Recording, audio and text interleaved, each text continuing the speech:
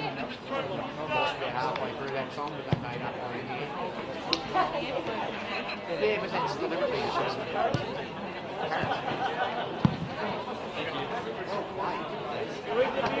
Good job. Oh, I know.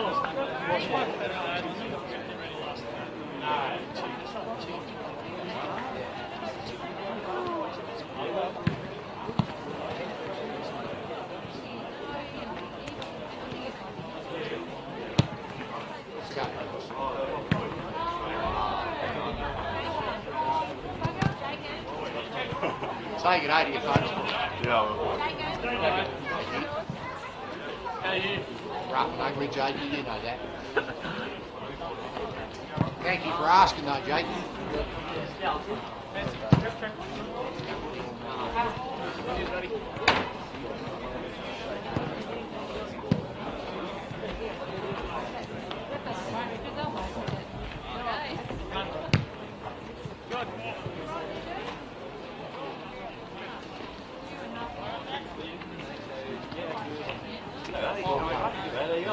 Doing the commentating as well? How about I do it when you get out there? That change up. They're probably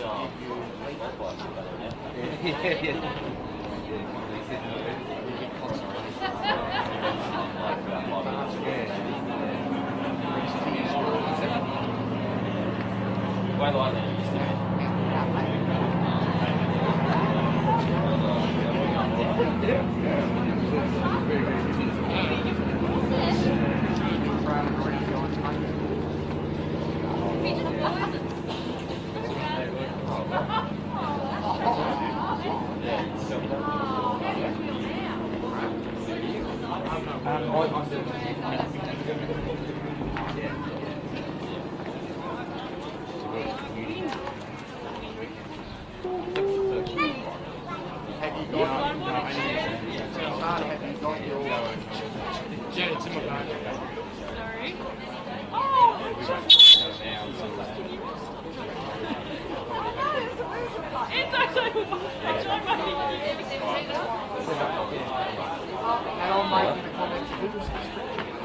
I know.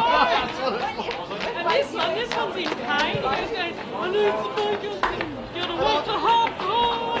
And I'd like say taking 15 or 20 minutes to kick it anyway, don't I'm visual. Yep, thanks, buddy. And I yelled out, get in the game, son.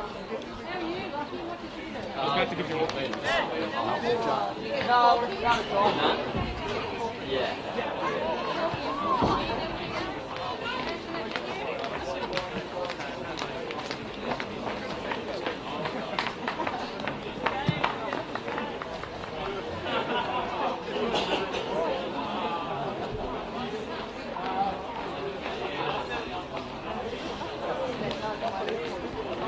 He's like just, there's something going on there. It's just,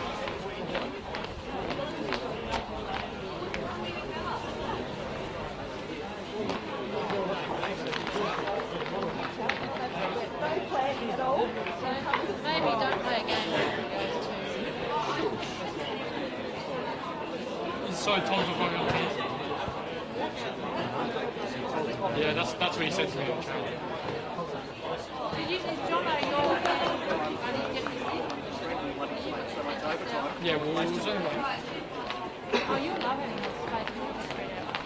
Oh, yeah. he did circuit string. Who was the last one?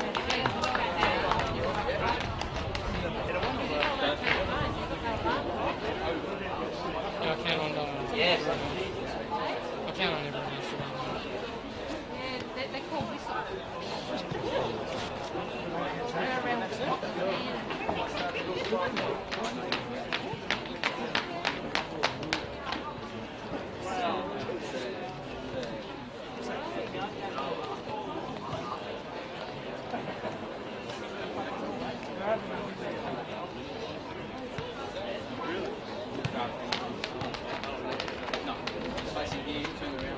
Good work, mate.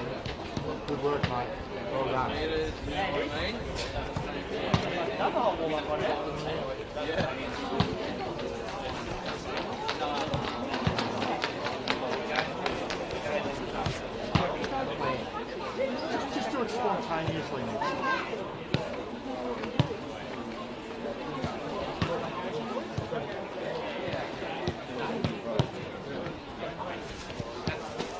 Good afternoon and welcome to Darcy Street for this big round 8 clash in the NPL Tasmania.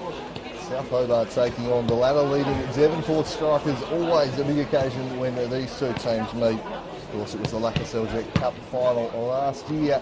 South unlikely to challenge for the league title this season. They can play a big role in shaping it. The Strikers 4 points clear on top. They'd love to make it a 7-point gap before the Glenorchy Knights head over to the Juniors to take on Clarence Zebras later on in the afternoon. So big stakes here. They haven't been flying Devonport this year, but they just keep getting the results. They're grinding out victories and very, very tough to beat as ever. And a tough fight for a South Hobart team. It's fair to say it's had a pretty dramatic week, Paul Hunt. It hasn't, they've certainly ruffled a few feathers here in Tasmanian football with the team sheet issue during the week. Both you and I have seen physical copies of the team sheet. We'll soon find out if they've been correctly put together. It was interesting listening back through the game and how you noticed the difference on the team sheets whilst you're in commentary. There's something a little different in front of us here today, but hopefully, controversy aside, this will continue to live up to the billing that these matches have had down the past few years. As you mentioned, Andrew, the Seljuk Cup. Are you still muted?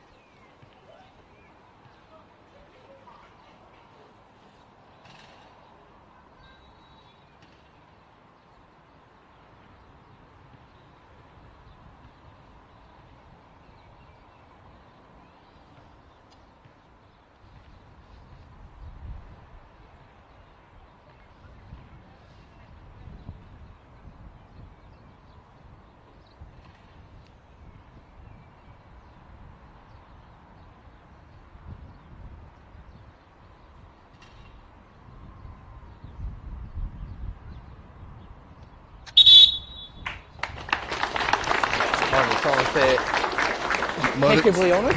That moment's silence, I believe, for Ibro Kahut, who passed away during the week. Rest in peace. Very respectful here at Darcy Street. Pre-game, big figure in the local footballing scene. But now to the battle at hand. South Hobart taking on the Strikers. Always close ones, generally speaking. There was an exception last year up at Valley Road you were talking about before, Paul, where it was the Strikers running pretty rampant. Generally, there's not much between these two sides. Are you expecting a similar game here today? Yeah, I am. Andrew, as you mentioned, that was the outlier. 1-0 earlier this season. It was 1-0, I believe, on the last day of the season last year, and then the earlier game, and then the Seljuk Cup game as well, 2-0, but a very late going there from Misty Van Dorn, only opening out the goal buffer very late on in that one. So I am expecting another close contest, and it'll just be interesting to see whether this South Hobart side is starting to look a little more settled these last few weeks. Bit of a rusty start early on, dropping a couple of points where you don't expect them to, but a few more ins, such as Andy Brennan, Declan Foley, Billy DeSouza on the bench here today as well. They'll be up for it against a very consistent Devonport Strikers lineup. Played nearly every game using pretty much the same 13 players so far this season. And that lineup for you today, you've got Charles and Eddie Bidwell in there. Harry Crocker getting a start. Miles Barnard on the bench. He mustn't be fit, you'd imagine, although hasn't quite hit his goal-scoring straps this year as the man who came runner-up in the Golden Boot last season. Brody Dennehy will play an attack. Kieran Mulroney and Connor Park in defence. Bitchford, Pizzarini, Raphael Reynolds, Joel Stone and Daniel Sison rounding out the 11. Smith, Payne, Phillips and Barnard on the bench. We're underway. The South Hobart team, well, I reckon this is going to be the most accurate team sheet of the year. It would have been triple checked, that's for sure. Berezanski, Brennan, Foley, Hallam and Havainen both starting here today. Kemp, Kibler, Seljuk, Larby, Morton and Nathan Reid in net. On the bench, Twos, Morton, Moncur, DeSouza and Josh Niven. So pretty much as expected there for Southpaw. Yeah, absolutely. And I guess you can put both Hallam and Havainen in the same place, either on or off. You can't make any mistakes. So That's one way to avoid it. It's the first corner of the game coming up. And if the Mortons to take. Right, Hallam, Andy Brennan's a likely target too. Captain Kieran Mulroney's tightly marking the importance. The cross goes in towards the near post and flicked over the top of the crossbar. Hallam needed to be a foot taller and eventually cleared. Only as far as the top of the 18. Now Brennan sizing up Bidwell. Deflected cross and finally away from the strikers. Early shot on goal for the home team. Yeah, very, very close to a lightning start for the hosts. Total pain in that one. And as you say, if Hallam had just been a foot taller, short of stature Casper Hallam, very speedy Casper, not noted for his aerial work, and just couldn't quite get up to that one, but that would have been the dream start, and maybe they'll just snap the strikers into life. Quite the wake-up call, that one, as they look to get on the attack here. Bidwell playing on the wing this year. Again, it's been such a reliable servant throughout this era of success they've had, and draws the foul and the free kick. Heard that clip on the ankle from up here in the grandstand, that one, making solid contact with Eddie Bidwell. Both the Bidwells in here this afternoon. Charles, big rap on him, the youngster up at Devonport. Looking for him to push on in the place of Dom Smith, but this time it'll be Stone. Whipping this one centrally and right down the throat of keeper Nathan Reid. That's one you want as an early sider as a goalkeeper. Dennehy pressing on the far side. So rolls out for a throw. Looks like Crocker's going to play defensive mid for the strikers. No Hingston here this afternoon, no Barnard as well. No Pizzarani either for the strikers, so down a few players here this afternoon. He's striding forward. Here's Marcus Seljuk. Lovely ball towards Morton, who's missed it and actually put it out of range of Hallam. He made half contact with it. It's actually ended up deflecting away from his teammate. Obviously, you don't know in that situation. Almost might have been better getting a shout from the youngster out wide, but another great free flowing move from South. They've started brightly, haven't they? They certainly look up for it. Devonport's tough fixture for them. And he's Pitchford. Can't find a teammate. Stand up! South again. Being able to maintain possession. He's given a foul throw there, Staros Bomaridis in the middle. Don't see you get too many of them in this competition. Hey! Owen from Park. And as far as Morton. Morton again getting it back from Brennan. Can't quite get it through to Seljuk. Very fluid front four. South operating with here today. As Seljuk must be off it by the strikers. Snyson will get that one under control, but will be brought back for the foul.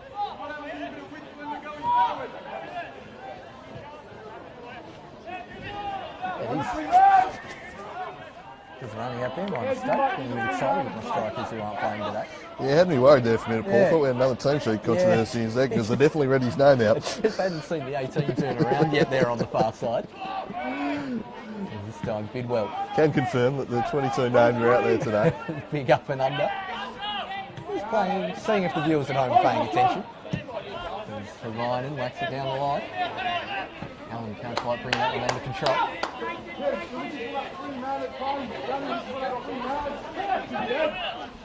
Now, Crocker out. It's Pizzarani. Dennehy, the leading scorer for the strikers so far this season. Getting early touch. 1-2 with Park. All cleared there by Kibler.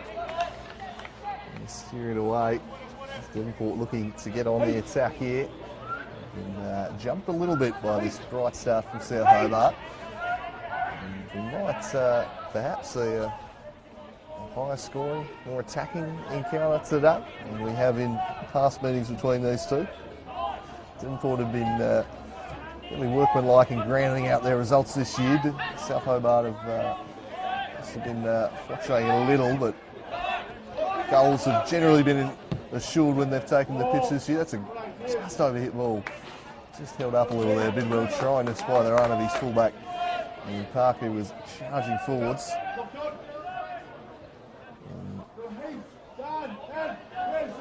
Interesting system being employed by the strikers at the moment. Almost at times looks like a back three. As Bidwell just played that one off for Vinen. Here's Nick Morton. Kemp. Across now to Larby. Larby looking to get round to the pizza man there.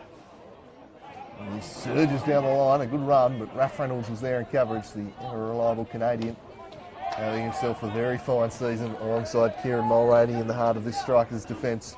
Part of the reason why they've been so almost unbreachable at times. The Strikers have been a very tough side to break down, even though they haven't always been at their best. They're just really, yes, wow. I don't know what to say about that, Paul. You take over. Yeah, thanks for putting me on the spot there. I was trying to get that laugh out while you talked then. It gets another go, which quite frankly is still the worst rule in football. As Laka Seljuk there gets it out to Larby. Laka Seljuk, crossfield ball looking towards Morton, just over his head and cleared by Bidwell. Crocker makes sure of it. Gets that one out of play.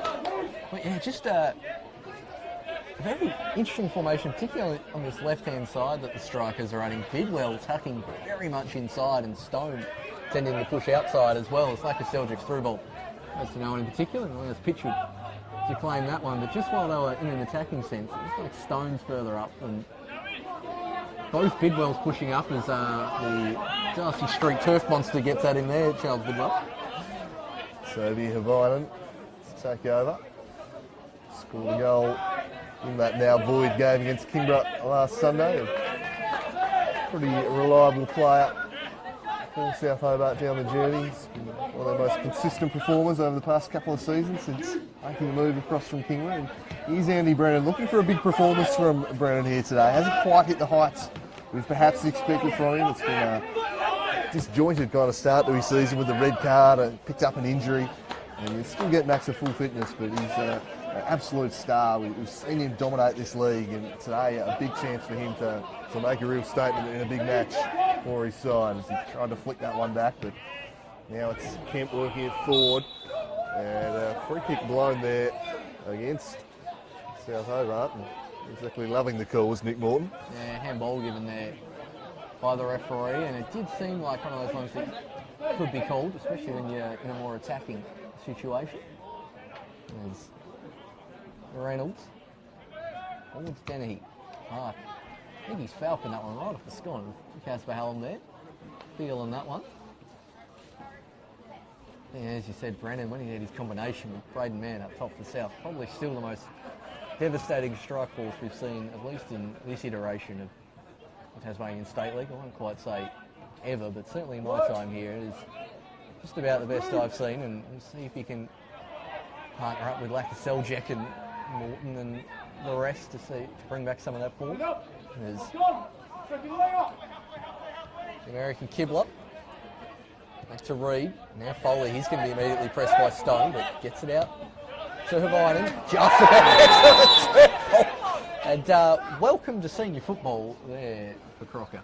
Yeah, he's coughed a nasty one, and just Declan Foley just introducing himself in his normal manner to the young player on his debut. He's about as tough a tackler as you'll find in the league, and that was a pretty late one there. Nasty one from Foley. But certainly a real enforcer for this South Hobart side, but it does give Joel Stone the opportunity to get to work over the dead ball.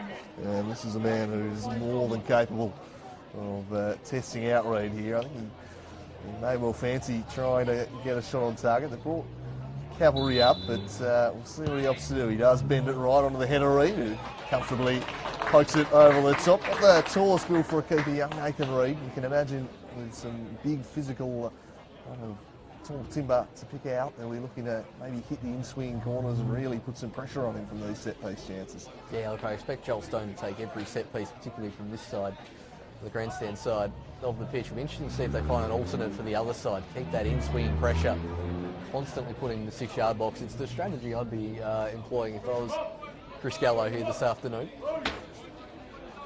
And with the likes of Mulroney and Raph Reynolds, they've got plenty to aim for. Stone gets a good amount of loft on this one. Keeper calls for it. No strikers players in the vicinity. Allowed Reid to comfortably collect. Surprised they didn't have one planted right on his toes there. Yeah, I've just been parking big Fizz Mulroney or Raph Reynolds right in front of him. Get some traffic in the way as Avinen will keep this in and immediately pressed by a trio of strikers players, and a free kick blown there going the way of Daniel Syson. He's hunting in packs there were the strikers. He's buzzing about, and I'll give Stone another opportunity to get to work. For my money, he's the best player in the competition, Joel Stone. A dominant season last year, and he's been pretty good again this year. As Stone, just really complete midfielder. Just the heartbeat of this side, certainly in an attacking sense. And he steps up here. It's a dangerous looking ball, and it's flicked home, and the strikers take the lead. Not sure who's got the final touch on it in the end. One of the defenders. But at the end of the day, the result is the strikers 1-0. Connor Park half claiming that one as well, wheeling away in celebration. Plenty of the team congratulating Stone. I think they're going the safety first option there with who's claimed that. Not sure if they took a touch off anyone. Its trajectory certainly looks like it didn't. There's just bodies everywhere in the middle there. I'm just going to look on replay and see what we can get for you there. But certainly strikers 1-0 to the good. And I reckon we might see them back on the defensive for a little bit here as Mulroney intercepts that one. Now Hallam. Avinen. We're getting the giant shrug of the shoulders of who scored that one. Bidwell in possession. That's surely offside there from Dennehy. Everyone simultaneously raising their hands in the grandstand there. They look just disappeared behind a sea of bodies, and might have taken the touch off one of the defenders. It might have just rolled all the way through off just Joel Stone's goal. Scrappy, and just the big bodies, the young keeper, perhaps not confident with the aerial ball. To be fair, a delicious ball there from Stone. Does he come out and get that or not? Tough one for the keeper to judge. It's the type of delivery we've come to expect from Joel Stone, and that's the first 12 minutes or so Devonport season. Really a microcosm in a nutshell there. We've been on the back foot. They've had a couple of chances the other way. They've held out, and then bang, they take their chance back the other way. And they're in front in this game. Bidwell, oh, lovely work to get in behind Toby Avinen. Dangerous looking ball, and a dicey block there from Foley. Worked out all right. Reid was alert, but that could have gone anywhere. They really could. The slide challenge, especially on a pretty bobbly pitch. I was watching the championship match here earlier, and plenty of those balls across the box. Taking plenty of bobbles here at Darcy Street. It's not terribly muddy or boggy, but it's just plenty of divots everywhere from both humans and dogs alike from the 5 days a week at the dog park. Now like a Seljack looking to run at the defence. It's a lovely ball now to Brennan. He's got Hallam up with him as well. Options at the top of the box. And he tries to find Hallam, but just finds the feeder Reynolds. Promising move from south, comes to north. That's with Ireland. That's a Kemp who's certainly the start here, seeing the deepest of all South's midfielders. And then another throw.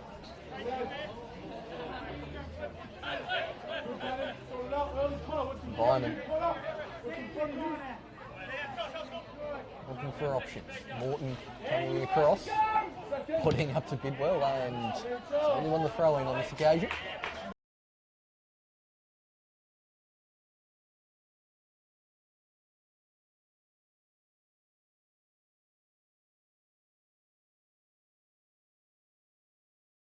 Syson is going to win a corner though after Mulroney Falcons his own teammate.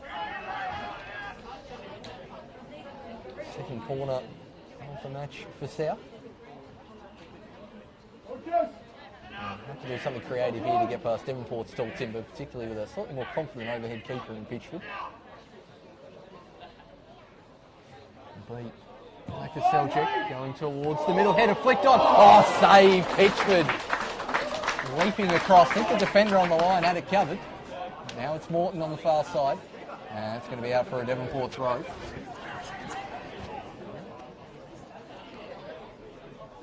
Lovely ball in. Berezanski. So try and box them in here, South, as they push the numbers up, and Strikers just trying to lob it over the top there, but South get the ball back through Larby. Kibler, the American centre half. So a good player for South this year. Seljuk just rather carelessly turning that one over. A couple of tough challenges, and in the end, the Strikers will take the free kick. Our referee in the middle today, Straddles Palmeritis. And Matt Reynolds. To Mulroney. Strikers now trying to play out. Bidwell, pretty good looking ball for Joel Stone, weaving one way and then the other. South do a pretty good job just corralling him, working him back. Andy Brennan tracking back in defence, wins it. Now South Hobart trying to spring the counter, but again, the team in yellow, just impassable there, prone with some trickery, but not falling for it was Berezanski, who copped a little bit of afters there, the youngster, and draws the free kick. A little bit of nickel in this one early. It certainly is, and I'm surprised Stone surprised him with a free kick there, really. He probably went straight in on his Achilles there. Always keep possession of the ball and keep it moving, Stone, but I really like those ones where if the player falls down, they get the free kick, or if they stand up, they don't. Those ones kind of bug me a bit. These pass goes straight to Park. Stone sliding in. Hallam. Comfortable for Bidwell, no pressure at all. The Charles variety, now to Eddie Bidwell. Hooks up, wants to hit Stone. Instead to go for runs for himself. Brennan towies that one out of play. Once a couple, not quite sure, and when they're not sure, that one usually goes to the home team. And that's happened on this occasion. Devinen. Brennan. Morton already sliding in the ground according to Ploveridis as Kemp strides forward. Now to Hallam. That's for Hallam looking to weave past Park. Drops a couple of step overs. Places it at the top of the box. Brennan beaten out by Eddie Bidwell. Stone just running out of real estate. South looking to apply some pressure. Ryan to Brennan. Got two for company. And he's turned that one over. Really looking this grandstand side, Andrew. Strikers most likely outlet so far in this first half. Yeah, perhaps keen to try and get Andy Brennan up against young Charles Bidwell, the most inexperienced of the Devonport defensive players. Player of considerable promise, mind you, but perhaps the least tested, and they're looking to get experienced head in Brennan running at him early on. But so far, they're doing a really good job of this Devonport defence, as they always do, just supporting each other. There's always a second man in there, not really allowing any of the South Hobart attackers to isolate themselves. Doing a good job kind of luring them into their various pressing traps. There's Vinan and Morton. Reynolds pressed up and just forced the pressure, which didn't quite force the turnover. It forces a retreat, but a foul had to be spotted and no advantage forthcoming. So Cody Kemp will stand over the dead ball. Himself very proficient in these situations. And he and Joel Stone out there, you've got probably 2 and 3 in the free kick takers in the league for mine. Obviously Downs probably number 1 seed in that category, if you will. Scoring a bulk of the Lions goals. They take on Launceston City at 4:30 up at Buckby Park. As this one's bent in, a little flick there from the head of Bidwell. Larby played it back, but straight to Bidwell, who wants to get something going. Didn't have a lot of support, so he looked to take him on. And it's going to be pulled back as Foley involved in some more Archie, and I tell you what, for a youngster, that's great play from Berezanski. Just plonking his body right in front of that free kick. So no, it's 5 yards back. I'm entitled to stand here.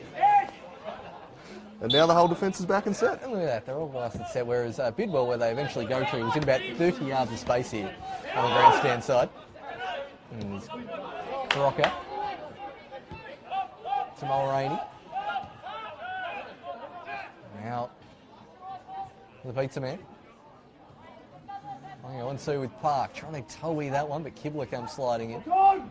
Turn back from there from the American. Foley's touch. Puts it out in front of him and wants to play a raking ball to Brennan right on the chest of the South striker.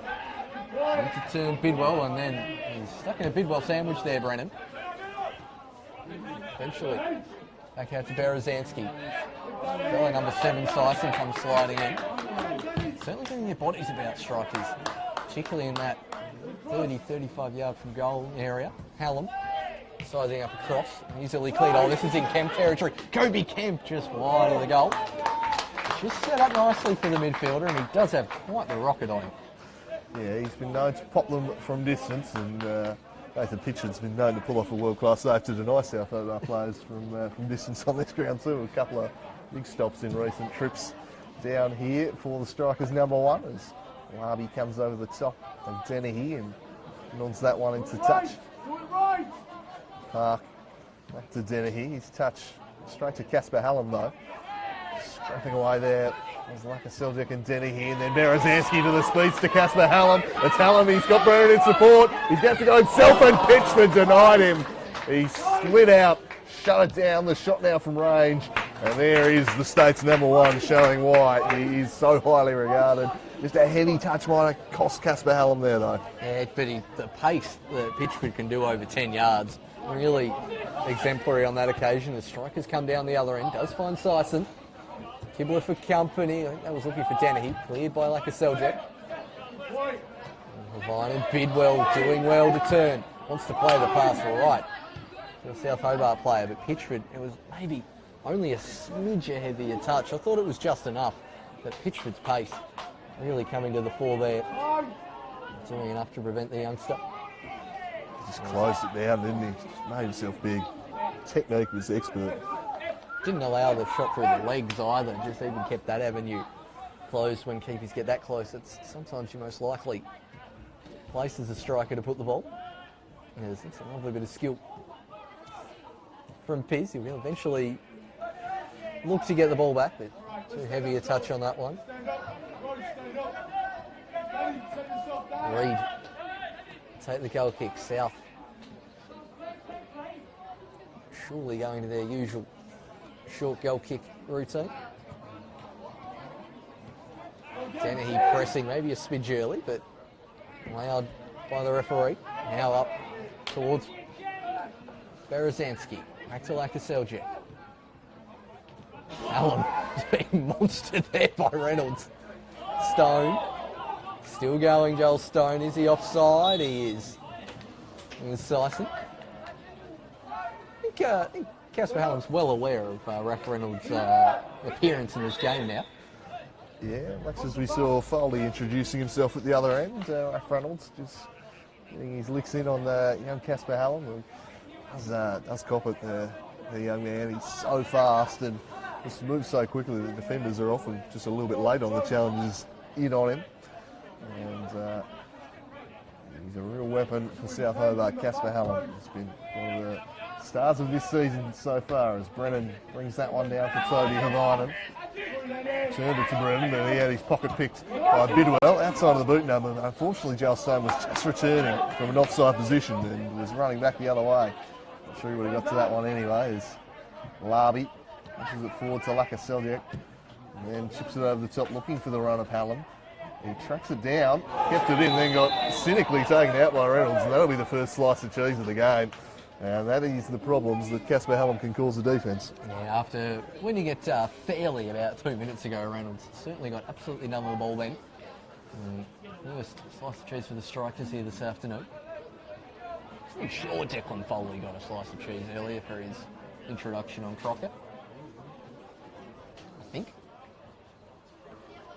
And a centre defender from either side in the book this early in the game always possesses some problems.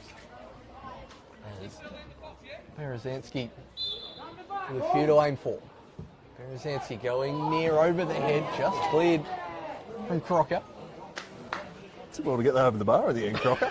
Very close range, he got himself under it. A little bit more conventional, but certainly from that height you're quite liable to chest it in or just completely miss it at all. Now Berezanski trotting over to the other side. Same options in the box as Berezanski goes deep this time and goes out of play to start with. Wasted opportunity there from South.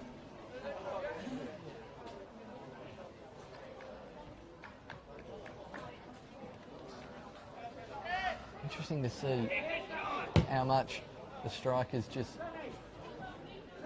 decide to push forward in search of a second. I don't want to say that was time-wasting tactics there, but Brennan's certainly helping him out there with a misplaced pass. Yeah, I don't think they're not going to park the bus or anything, but they're not going to be overly adventurous. I would have thought Devonport. They'll make South Hobart break them down, but I think they're not going to change things too drastically at this early stage in the game. They'll go with the pre-game plan that was set, no doubt, as Bidwell finds himself with a little bit of room just about for the first time today, and he drives inside. Kemp did his utmost to put him off, and in the end, South Hobart will take the ball away. Bidwell working back on him and impacted the pass just enough, and too much in the end for Stratos Plomarides' liking. I think just Bidwell asking the question of why he didn't get a free kick back the other way. Yeah, it's true. I mean, that was a little bit too strong a push in the back there after the player had already played the ball there in Kemp. And the other one before, I do think he's a tad unlucky as he charges that one down well to Bidwell. Ryan. Full of energy today though is Eddie Bidwell. I've seen him close down Brennan and then lead the charge forward as Stone will try to do now. Flicks it over one, gets so nearly around a second. That is excellent work there from Declan Foley. All he's done is just lightly place his body, spread out in front of Stone, who's charging full ball, touch, down, free kick.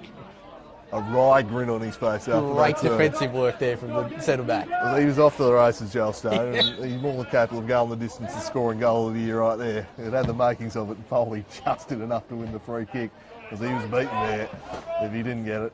Joel Stone, as always, central to these South Hobart and Devonport contests. He's a big player who loves the big stage. Speaking of players who love the big stage, Nick Morton. And it's Devonport who'll take it away. Reynolds played it in behind there, and everyone just leaving it for each other. And then Foley back to Reed, and he bends this one away. Slightly loose pass there from Kemp. Makes Harvey work for it, and in the end it's going to be a Devonport throw. Yeah, just a little bit of miscommunication from both sides there. He's only wanted the through ball, got it short, and they nearly ended up with the through ball anyway just before. Syson can't quite find a teammate on the far side.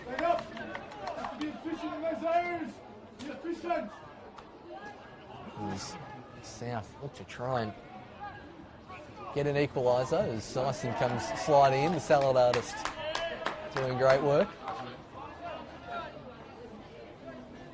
Particularly with Ingston out, he becomes a real key player in the centre midfield for the strikers. And more of that box-to-box role.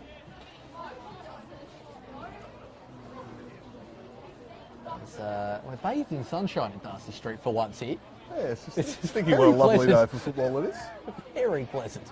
Beautiful day, of course. Probably not too surprising, given it's mid-September. It's not normally around 8 come this time of year. Around 8's normally slightly more of a bog and freezing cold winds coming off that mountain behind us. It'd be Mariners weekend last year, wouldn't it? Just about. It was around about this time, yeah. I think it was second weekend of September. That sounds about right. It was played the Tassie team at Darcy Street and then down against South Hobart midweek at Lightwood Park. Yeah, I think it would have been round about this time of year. And of course, the NPL National Final Series. But yeah, I think you might be right. Lovely weather here, and that will actually be a feature of the run in here as we turn for the second half of the season now. We should have some pretty good weather. I mean, only one jumper at Darcy Street, which makes a welcome change for commentary. And it's only halfway through the season, of course, as Brendan's outside of the foot. Pass looking for Hallam Park. This time winning it, he's going to charge it Larby, but Dennehy, well, he's actually left that one behind. Probably would have done well just trying to flick that towards Park, who's slightly out of position. Reynolds coming across. Hallam still wins it, but foul adjudged by Ika Seljak on the far side. The Canadian Reynolds. Brings it back to Pitchford, one of his first Has regular touches of the ball to his feet today, Pitchford. Doesn't have to do too much in that department as Reynolds misplaces that one and goes all through the back of Hallam. No foul given. Much to the chagrin of the Darcy Street crowd. Now it's Bidwell trying to get it. First time on the right. Looks to run at Havine. Gets inside this Bidwell. Lays it off. Stone with the shot. Blocked by Foley. Shot by Denny. He saved in the end from Reid. But you've got to say the way that attack started, if you're going to give the free kick Foley's way there, you've probably got to give it on that far side as well. Yeah, young Casper, I think a little bit stiff, but they very nearly made to pay for it too. And well done by Reid and the South Hobart defence to snuff that one out. Devonport again, back the other way. When they pounce, they don't. It's a pretty obvious foul, and then Stone with some afters. And just in danger of boiling over a little this game a little bit. There's a fair bit of niggling. There's Stratos with some strong words there. And Nick Wharton and Joel Stone, two characters known for their chirp, just having a conversation right now. I was going to say, we've somehow managed to go through all of this game without mentioning this is chirp battle of the year between Joel Stone and Morton. Certainly a foul in the first instance there. It was completely sandwiched. It was Bidwell. Stratos in very good mood prior to the game. He's having a good chat down in the corner between the championship side. He's just laying down the law a little bit here. Hope that go-away sunshine made the effects spike there too. That was absolute quality. It was superb. Two of the great antagonists in the league, and two of the great wind-up merchants in Joel Stone and Nick Morton going head-to-head on the wing here. This could be a world record for the amount of time ever said in a football match here this afternoon. Look, they both talk the talk, but boy do they walk the walk. It's Joel Stone, who we think is on the score sheet already, presuming no one going to touch on that first one, and he sends in another free kick. That's a great delivery, and they're volleyed home, and it's 2-0, and it's Connor Park with the volley, again from a Joel Stone set piece. The Strikers score, they've doubled their lead, and it's Joel Stone's dead ball delivery that is just unlocking this South Hobart defence. Oh, Connor Park, another goal from a set piece. He's on fire, scoring the winner the other week against the Glenorchy Knights, and now getting a second from right back. Absolutely expert volley from the defender. Took a slight deflection in front of the goal, but he won't care about that. And the Strikers 3-0 up away from home. And it's been a while since they've scored a couple of goals here at Darcy Street. I think a 3-2 loss here the other year would be the last time they did that. On fire so far in South, with it all to do. That was cleared by the goal scorer Park. Certainly no doubt who got that one. It was Reynolds. Reynolds ball forward. Only finds Kibler. That one is stopped by Biz. Yeah, they're just making their chances count. In terms of chances in the game, South Hobart slightly edging them, but Devonport just taking them and making them count. And both those Joel Stone free kicks have been perfect. The keeper doesn't know whether to come. It's right in the highest danger area. Forced a pretty poor ball back, and then Connor Park. A couple of beautiful goals this year. Well, his stooping head up at Launceston, and remember as well, he's making his mark. Here's Connor Park, and Dennehy with a raking ball that springs Bidwell running at Foley and getting past Foley. It's Eddie Bidwell to make it 3-0, and the Strikers are running away with this one at Darcy Street. They might have already wrapped this one up. Eddie Bidwell on the score sheet, and the South Hobart defence cannot deal with the Devonport Strikers. That's a handy goal there from Bidwell. He's had a couple of opportunities today. We're down this left wing. He could have run at the defence. He knew Foley was on a slice of cheese, couldn't dive in, got past him, and then the coolness to open his body into the far post. 3-0, and this game is rapidly running away from South Hobart. They're an efficient offence, and Eddie Bidwell, he loves a goal, and he loved that one. And Devonport saying there has been plenty of heat and feeling in this game. The Strikers boys with a 3-goal lead, they're going to be feeling very good about themselves out there right now. And the ladder leaders, who haven't been firing on all cylinders in a scoring sense this year, might have just broken the shackles, and now the recipe, and maybe that week off for the Cup has been a good thing. And geez, if they start scoring big goals in games too, Good luck catching them. Yeah, absolutely. Dennehy giving that assist off inside his own half as well. There's some fine counter-attacking football there from the strikers as Kemp and Seljuk get in a tangle. Now Foley lays it out to Brennan. Haven't seen him in the last 5 or so minutes, Andy Brennan, but does well to get past one on that occasion. Beats another Bidwell. Into the byline. Cross low, cleared by Crocker. And Brennan trying to turn on the Jets. And lift his side. There's Havinen. Towards Kemp. Gets it back to Kobe Kemp. Syson sliding in. Corner ball. The judge. So another chance from a set piece here from South. Just need a slight better delivery than last time Berezanski was in this corner.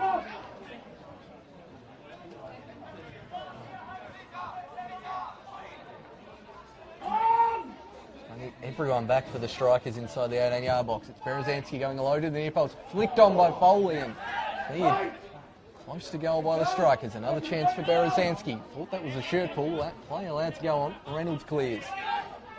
And eventually cleared all the way back to Larby. Back to Havinen. Breaking ball in the Morton direction. Morton looks up. Jinks back onto the left. Goes low to the near post. Hallam high in the air, and Mulroney's clearance gets more air than distance. And similarly with Stones, I think he wanted that one not to go out on a right-hand angle. We see South have one or two moments where they get down this right-hand side and look threatening, and then sort of just has been dissipating away here this afternoon. And you can't really get any further than the 18-yard box as Stone keeping the ball somehow. Stone and Morton going back at it again. Mulroney clears only as far as Morton. Now Brennan. Marcus Seljuk as far as Kemp. Looking for Hallam. Kibler. Running handball. Play on. Now the strikers eventually getting that one clear.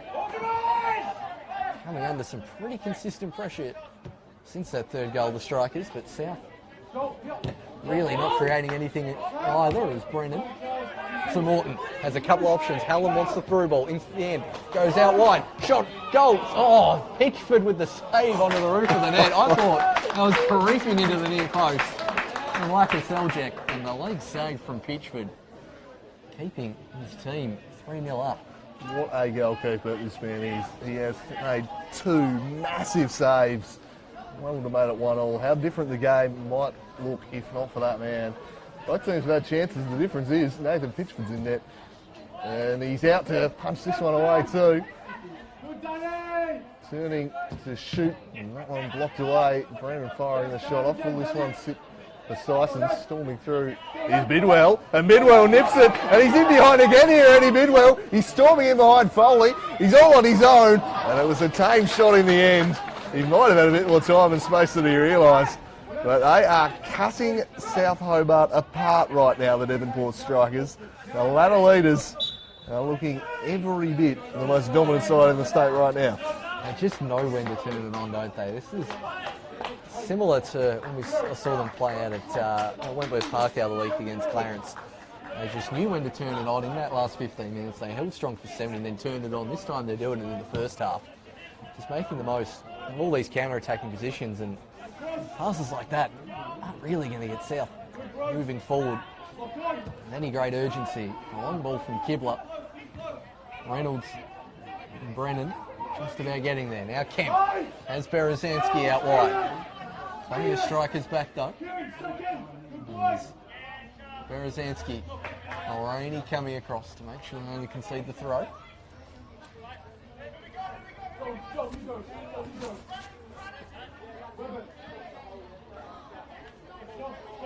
So Toby Havinen with the throw in, looking for Andy Brennan. He's going to need a big second half if South to get back into this one. He's cross-repelled by the Canadian Reynolds and Charles Stone.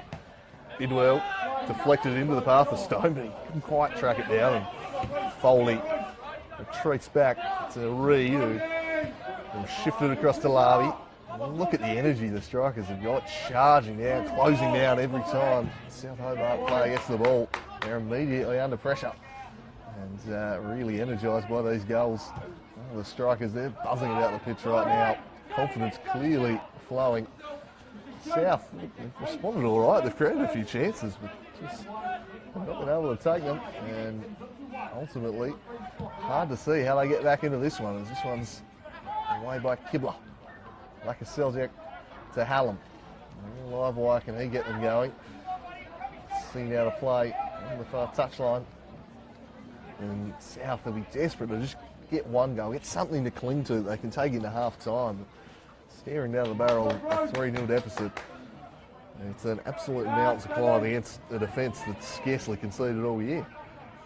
Hallam sends the cross in, looking for Andy Brenner, but there was the hard-working Andy Bidwell. Been outstanding in this first half, Bidwell. Real two-way player. Brennan. Vinen. Back to Brennan.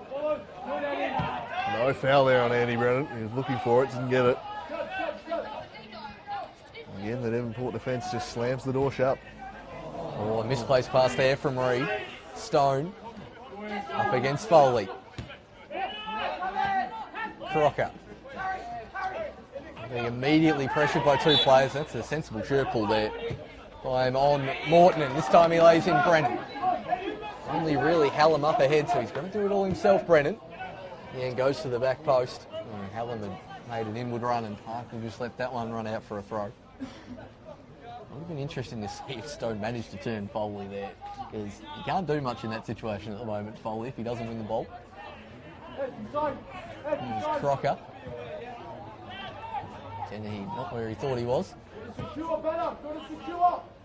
Now, again out to Brennan, this time Havinen on the overlap.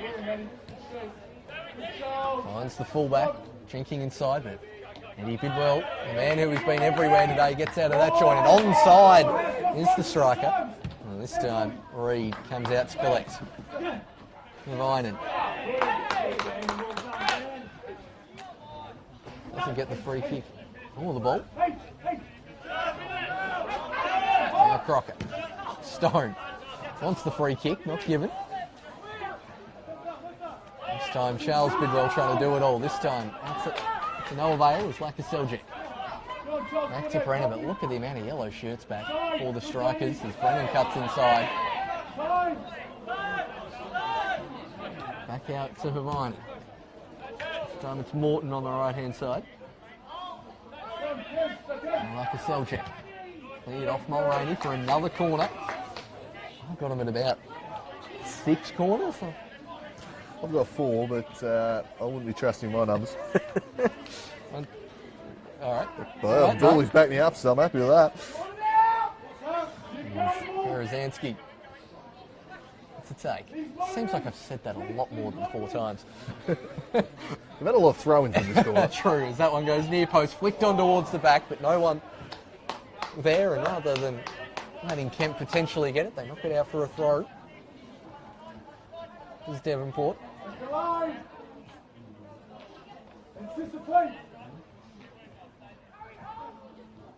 Not too many options in the vicinity.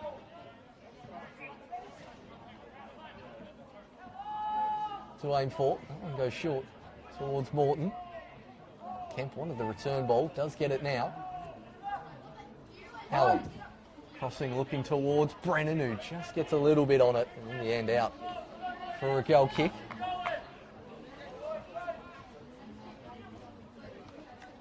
We've only got a minute and a half of stoppage time left in this first half. Devonport. An interesting goal kick routine there, just shifting the ball. Eddie Bidwell puts Mulroney out of a jam. He wasn't terribly happy with his pass. Stone. Not the greatest first touch, which is something we don't often say about Joel Stone. Berezanski thought his teammate was coming towards him. It's Bidwell laying it out.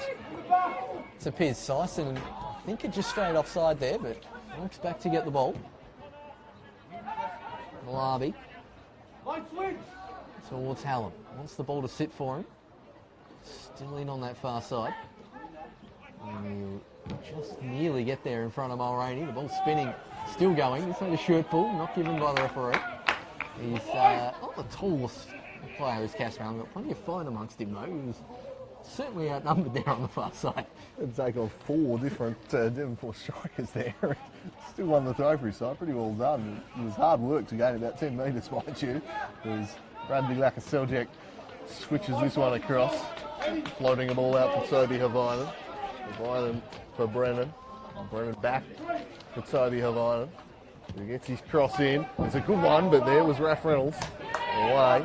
Lakaseljack. Brennan. Outside of the boot. He's looking for Hallam. Wants it back inside. Reynolds. Lash at that one, but a fresh air swing from Cody Kemp. And Syson will clear the area and give Dennehy something to chase too. But Kibler in command back there. So we enter stoppage time here in the first half with 3 goals and a couple of fouls that last a while. You'd imagine there'll be a couple of minutes of it as South desperately trying to find something before the break, but most of the players have run into each other there and they've gifted the ball back to the strikers. It's a bit of a symbol of their first half there, South. Those players sandwiching each other. There's Bidwell, looks for Stone, who's again up against Foley. Stone wants to get onto the right peg, Morton there for company as well. Out to Bidwell, back to Stone. Wants to try and scoop through and just charge through the defence. Bidwell still going. Onside, Dennehy offside. Flag goes up immediately. He got himself in a good position, but just 1 or 2 steps in front of the last defender, Brody Dennehy. And what would have been an amazing 4th, not on the scoreboard for the strikers. It was really nicely worked, but the flag straight up from the AR there. And that is half-time here at the Theatre of Dreams, Theatre of Nightmares for the host, Devonport, running rampant, 3-0 ahead and looking like they're going to open up a 7-point gap atop the table before the Knights head over to Clarence Zebras later on and just dial up the pressure. Well, probably the only team capable of catching them at this point, but if they play football like they did in that first 45 minutes, ain't nobody going to catch them, Paul. Absolutely not, and the way they've pressed and harried the South Hobart team, plus the pace they've had on the counter, it's going to be very hard for South to get back into this one. They've got the striking power. Just a few gaps at the back, and again, I still wouldn't be surprised if Devonport had another couple in this second half, and we'll await and see what happens. Yeah, we'll be back in about 15 minutes' time to see if South can mount some kind of fight back, but it's all Devonport strikers at the break.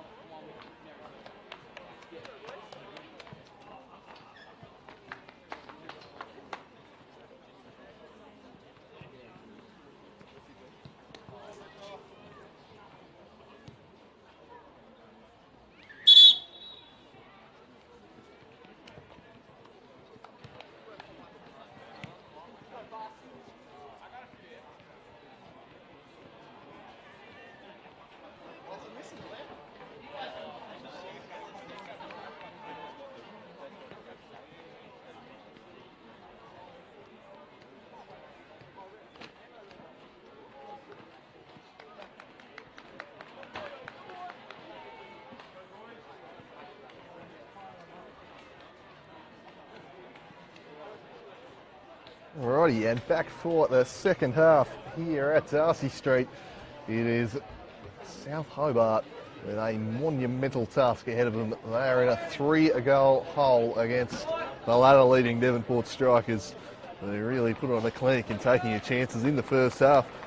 The stats were pretty even on the first half in terms of chances and shots. South shading the corner count, but ultimately Devonport took their chances, putting Nathan Reid under all sorts of pressure. And Nathan Pitchford pulled off a couple of world-class stops at the other end for the Strikers. And that's why it is a very lopsided scoreline. Is there any hope for South in the second half, Paul?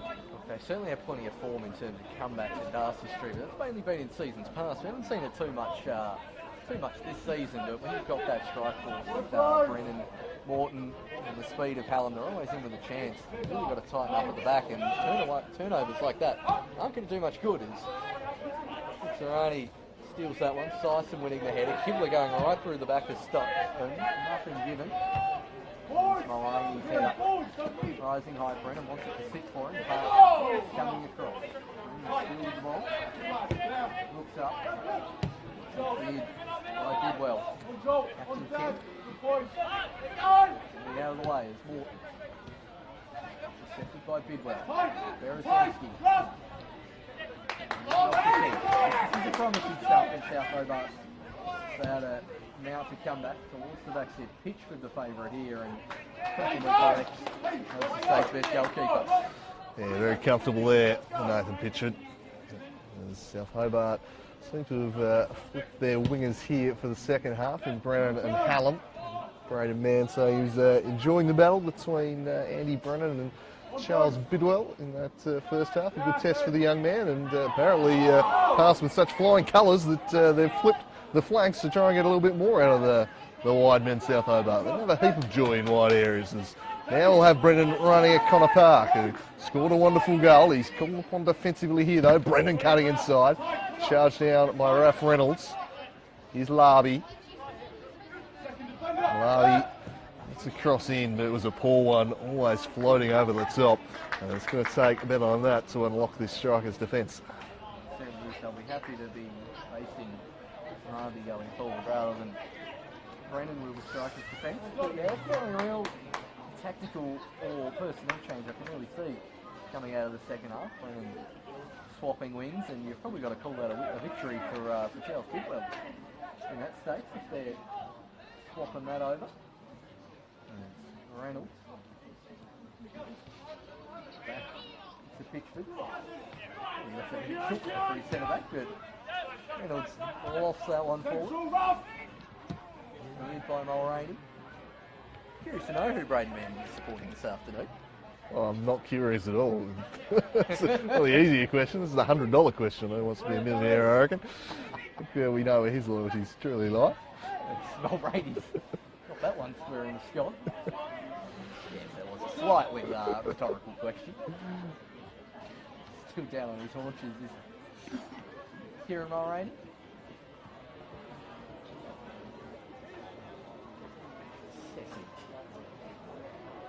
Everything's still in place. We felt that one to Gatsby.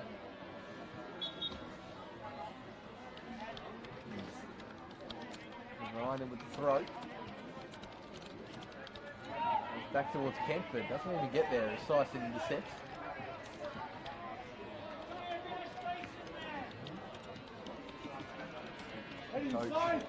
Ken Morton, who's back on the sidelines for an NPL fixture, first time in a while, as Hallam tries to go around the outside. Didn't quite run out of real estate, and Park clears that one. Andy Bidwell. Charles makes that one clear. Good to see the Silver Fox back on the sidelines for an NPL game. Yeah, great to see. All the best with his recovery. A few health problems for Ken Morton, but fantastic to see him back out there in recent couple of games. Was on the bench last week for the game against Kingborough. Of course, that one to be replayed after the midweek controversy there. It's great to see him back out there and wishing him all the best as this one's chipped in the Nick Morton direction. Can he pull them back here? It's another good save from Pitchford. And Morton turns on it, lays it back in behind Berezinski like a Seljack. His shot was blocked. And then the Strikers clear it away. Another good save from Pitchford, but a bit more routine that one. Smashed straight at him from Morton. And South again, as they did in the first half, they're creating goal-scoring looks. They're just not taking them. And they better watch out because Devonport absolutely are back the other way. Eddie Bidwell chipping it in, looking for Stone. Away by the American Kibler, who just pulls up a little lame, clutching at the groin after that. So South's problems might be about to be compounded here by an injury to their centre-back. Brilliantly won there by Joel Stone, coming in on the blind side of his opposite number, Morton. There's the wind-up Merchants again, battling away in midfield. Here's the speed of Hallam. Can he take it down the outside? Rolled it back in for Berezanski. Reynolds doing pretty well, wins the ball away. He's having a great season, the Canadian, and he shuts that one down. He's got his body position in the right way. There did Reynolds, and allowed him to reach over and intercept that one. And Morton eventually battling away with it, get it on that right pick. Mulroney, a brick wall there at the back. It falls to Berezanski. Still going. Brennan wanted it, gets it. There in front. 4 up with him. Catches that one near post. Deflected and well cleared by the strikers. Kent.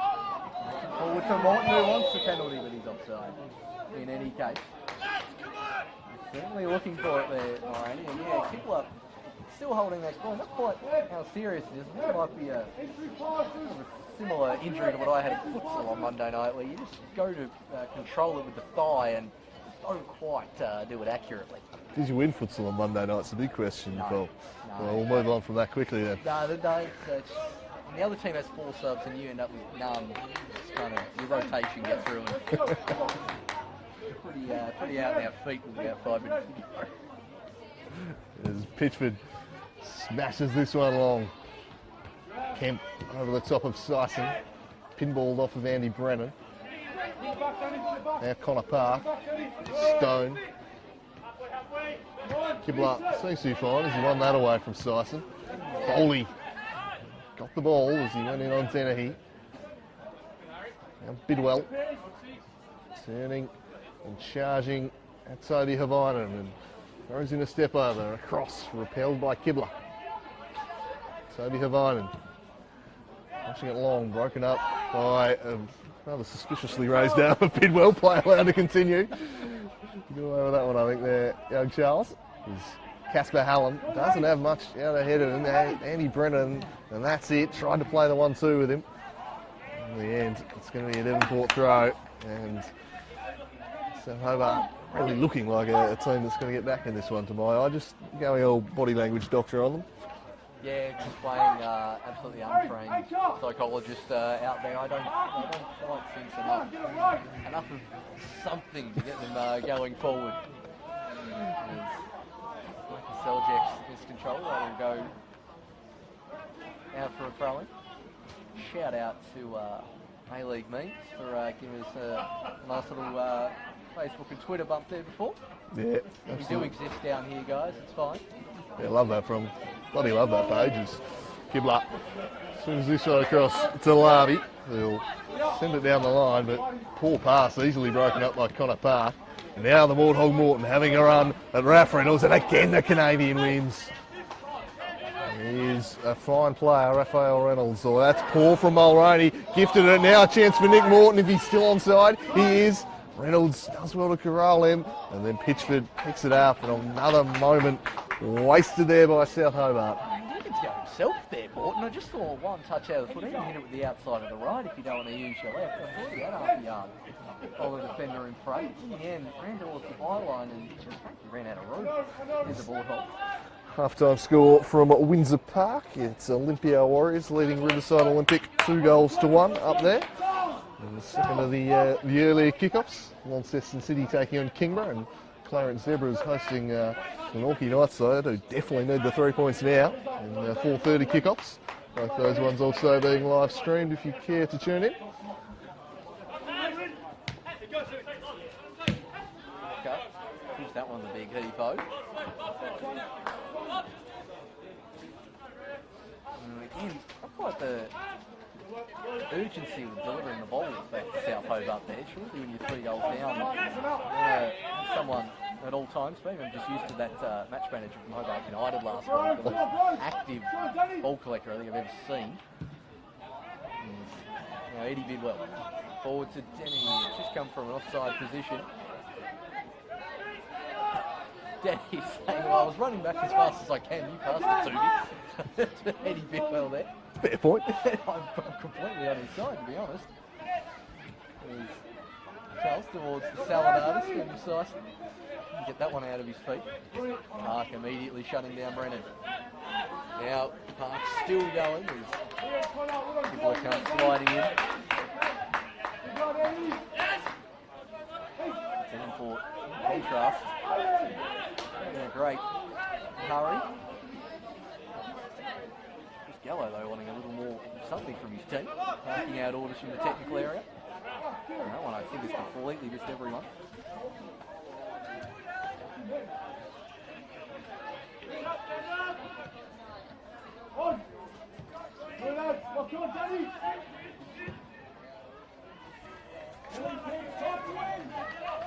There's alrighty. Good pressure there from young Casper Hall. Managed to at least get something for his side there out of that long ball. South Hobart needing a spark. 3 goals adrift of the ladder leaders as it stands. And a long throw-in yield that they got. Rosansky, Lakaseljic, Brennan in the box. And they'll start their darting runs now. It goes looking instead for Kobe Kemp, and Kieran Mulroney dealing with that one. Strikers centre half, a real model of consistency, their captain. Been one of the very best centre backs in the state for a while. Of course, started for Tasmania in that game you were talking about earlier against the Mariners. Kemp tried the little flick, but not having any of that was Crocker. Kizarani was there. Bidwell tracked it down and kept it in, but no real avail as Foley was camped back there for South. Reed. Oh, he shanked that one, Reed. Puts Larby a little bit of pressure. They'll retain the ball, and Larby just tried to bite off more than he could chew. Joel Stone easily boxing him out. Mature body up against the youngster there. Syson. Pizzarani. Crossing in. Safe hands from Reed. There's no one lurking at the back stick there for the strikers. Here's Toby Havainen to Casper Hallam. Broken up by Bidwell. Crocker. Syson. Back there for Bidwell. Took it away from Hallam, but we're one back by Havainen. Kobe Kemp now. First time no look pass was a poor one, although miscontrol from Park. Might let Andy Brennan in. Good recovery from the fullback. And just takes it away. Yeah, a bit lucky there. Connor Park. All spinning in Brennan's direction. He just got his toe there, and he's got a chance again to run at the defender, this Brennan. Just runs straight into Stone there. Who's now left it behind. It's a bit scrappy here as Brennan's been pulled up for the shirt pull there. Pretty much playing how the strikers would want it to be played at the moment. And bogged down in midfield.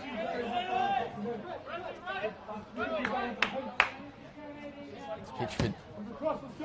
Spots Bidwell in the pocket of space. Can't quite get it there. Will fall to Dennehy. Crocker.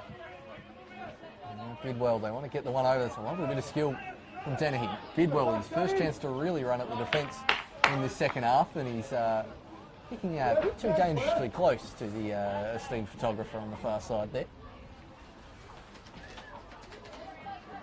As the afternoon sea breeze starts to pick up here a bit at Darcy Street. Stone. It's going to be South ball, and is.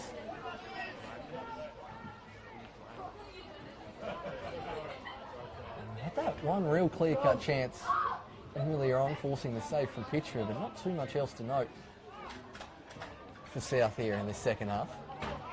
There's Charles Bidwell. Lead by Kemp, but no one up top for South. And we've got plenty of time. Just keep it, Nathan Pitchford. Reynolds. And that's the park. South starting to press. Serrani looking for Syson.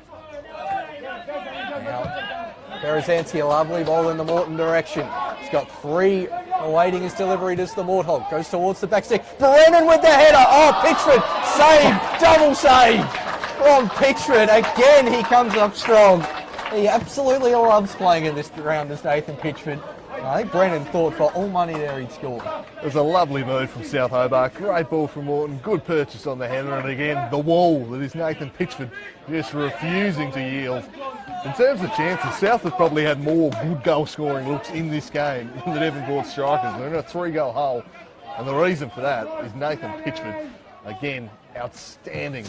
And a great save there. And it was sharp to steer the rebound away from Hallam as well as Nick Morton back on the attack for South, swinging it in near post. Pitchford collects, and it's been South Hobart doing all the attacking in this half, really. I don't think the Strikers have had a chance in this second stanza as of yet. And the score remains 3-0. And the value of a good goalkeeper coming into firm focus once again. South will be wondering what they need to do to score in this game right now. They're starting to get in behind the defence enough South. It might see Strikers bench beginning to warm up. Just need some fresh legs. Charles Bidwell hasn't played too many full 90-minute matches at this level, and Crocker's played none in his career. I wouldn't be surprised to see one of those replaced, and also the Fox in the box who we haven't mentioned, Miles Barnard on the bench for the Strikers this afternoon. Might be a good option as it's cheaply turned over to Stone, who's got plenty of space. And spotted it. Reid, well, firmly planted on his line there. An ambitious shot there from the midfielder. It's Foley. It's a Hawaiian, Bidwell defending well.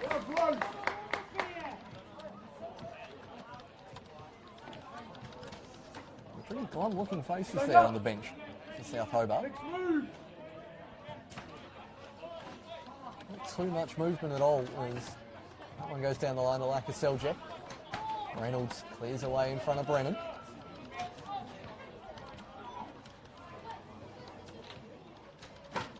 Again.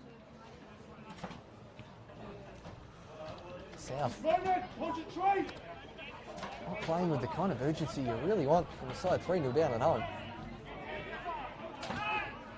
Lead away by the Strikers, only as far as Foley. And Kibler. Gets it out of his feet. Hallam. Berezanski out towards Brennan, who's popped up on that right-hand side. But again, Charles Bidwell in the way. Kemp. I think he's almost looking towards Lardy, who'll just get there in the left back, who's surely run that out of play. That run all for naught. And again, it's not quite the tempo we're used to seeing South Hobart play at here in this second half. Park steals at least 5 yards. That throw in. Morton flicked on. Hallam had his body position. With Reynolds all over the back of him. He's still going. Referee letting it play on. That one's come off Morton. Weaving through the boxes, Morton. I think he's won a corner for his side, and he has. Here's set piece. An opportunity. It looks like Morton's just going to come over and take this one off Berezanski. Goes short to Larby. Larby again. Turns away in disgust. That one closer to the stats man of Malta there than the goal. And not the type of delivery they're going to need. And it's really looking like they're going to need a miracle at this point now. 3 goals with under half an hour left. The Strikers looking set to open up that 7-point gap atop the table before all eyes drift across to the June June at 4:30. Clarence Zebras hosting the second place Glenorchy Knights in that one. And a must-win match. They really can't let that gap be really expanded beyond 4 points at the end of a round. They can catch a 3 if they were to beat them in the head-to-head game later in the season. Devonport got the tougher road trips in the second half of the season, so title race not done, but hard to see them getting caught the way they're playing this year, and again today, just ruthlessly efficient. Yeah, the Knights already having played up at Valley Road, so that top of the table clash will be down here at KG5 in the return fixture. Also got to play at Olympia as well, yeah. Yeah, they had the tougher. I think they had more road games than home games in the first half of the year, but they're all against the bottom half of the table. The top sides, they all have to come down south and play. But not that road trips have really seemed to phase the Strikers at all in this little dynasty they've built over the past 4 to 5 years. As Gilly de Souza comes on here for Sam Berezanski, the Brazilian, back down here at Darcy Street after a stint up in Queensland last year. It's surprising to see him on the bench to start this one. Very handy player, very versatile player. Been used in a number of different roles in his time at South Hobart. It's his second stint at the club. On his food Instagram page was at my favourite restaurant in Tassie, Barwar Izakaya last night, so maybe a little too much sake pre-match, who knows? Just speculating there. There's not a player on the pitch not appealing for that. Do love an NPL Tas food blog. I don't think we've got enough in the league, to be honest. Yeah, some of the imports have certainly brought some interesting social media behaviour to the league down the years. As Covey Kemp sends this one forward to Casper Hallam, slides it through off the back and the ankle of Andy Brennan. Just hit down frustrations, not quite clicking. Andy Brennan here, denied a few minutes ago by a great Pitchford save. Here's de Souza. Foley has been walking that tightrope since the early yellow card, and it's been exploited by Devonport as they've run at him today. Well defended by Connor Part. Down the line for Stone. Just lifted over the top of Kibler, and then coming through decisively was Foley. Gilly de Souza likes a nice potato and gravy after the match. It's his favourite post-match dish after a victory. I have to ask him that sometimes, though. Kibler. Urabi up top to Lakaseljak. Kemp's pass couldn't quite find Hallam. Mark's clearance only as far as south to get a fortuitous bounce off the thigh of Larby. A great deal of options. Syson. Dennehy runs into a complete wall. Syson off Kemp. And a bit of calm restored. All the way back to Reid. He's got Syson charging him down. That's led to a loose pass as Bidwell now into the box. Bidwell to get another! And Eddie Bidwell! Another goal from the mistake from the back. 4-0 to the Strikers. This is turning into a rout. 4-0. Don't think many saw this coming. The Devonport Strikers are downright smashing South Hobart, and they just are so efficient. They take their chances. At the other end, South Hobart have not taken theirs. They've not been able to get past Pitchford. It's not, on balance of play, this has not been a 4-0 scoreline yet. That's what the scoreboard reads. They are just ruthlessly efficient, the Strikers. Game over. Any hopes of a miraculous late comeback extinguished, and once again it's South Hobart, their own worst enemies, just gifting it to the back. And a brace for Eddie Bidwell, and he's going to be just really hungry for that hat-trick if I know Eddie Bidwell. He loves a goal, and he'll have the scent of a hat-trick in his nostrils. Expect him to just be incredibly selfish for these final 25 minutes. Now he knows the game's effectively wrapped up. I reckon we might see a few more solo runs down that left wing there from Eddie Bidwell. Might even pop himself up top as well, just join Denny in attack. Brennan, I thought he was a little too casual there, and Park snuck him behind. Can they get a free kick due south? Can they at least get one on the board here for their home fans?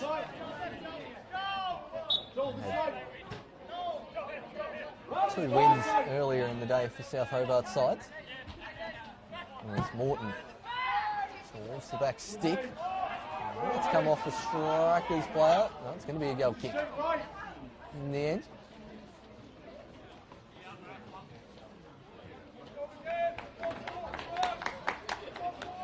Pitchford. No great hurry to take this.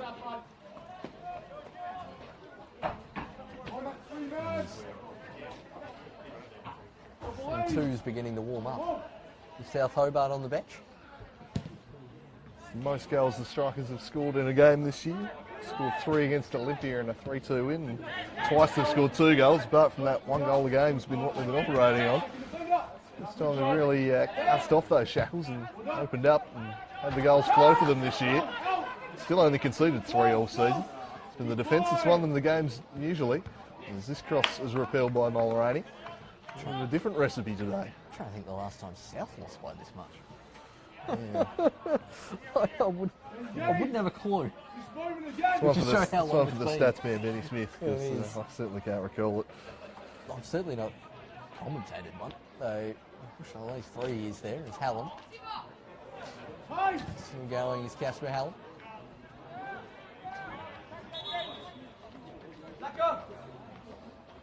Looks like it's going to be probably Alaka Seljuk coming off. He's going to go off on the far side under these newer laws. He was ready to come on at halfway. And Sam Toombs, okay, he's coming off for South. They make their second change of the afternoon. Yeah, I suppose that was at 4-1 they lost to at Valley Road last year. It's not often they concede 4 goals in a game, let alone not get on the score sheet themselves. So once again, Devonport with the big result as Kemp cuts it back. Here's a chance for Hallam. Hallam denied by Raph Reynolds. Locked that in. Then a good sliding challenge from Syson. Again, they repel. And they might be able to spring something back the other way. Foley got a good foot in. Bidwell, Mulroney. Broken up again. Kobe Kemp.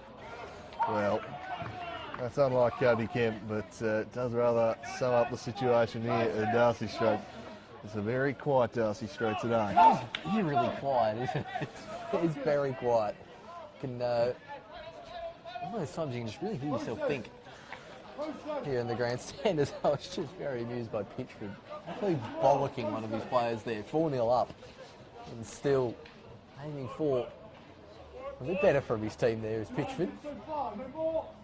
There's a good distance on that goal kick. The Salzo with his first touch since coming on. Cleared. Out for a throw. You can imagine Devonport looking to shut up shop here with 18 minutes to go. Brennan with the flick. Morton, twos. Just left that one behind him. He's got 3 yellow shirts around him. Wins the throw for his side. Brennan thought about the quick throw to Hallam. Back to Larby. He's found Kemp. Dennehy full of running, chasing down Foley. Bigwell joins the frame. Mulroney clears that one. To PK. Morton. Clark wins the 50-50. So does Pizzarani. He's got Dennehy in the middle of the box. Could they make it 5? He's controlled it. He's got a shot off, and Reed comes out and makes the save. It came in an awkward eye to him to start, did Dennehy, but just about made the most of it. Well done from Reed there in the end.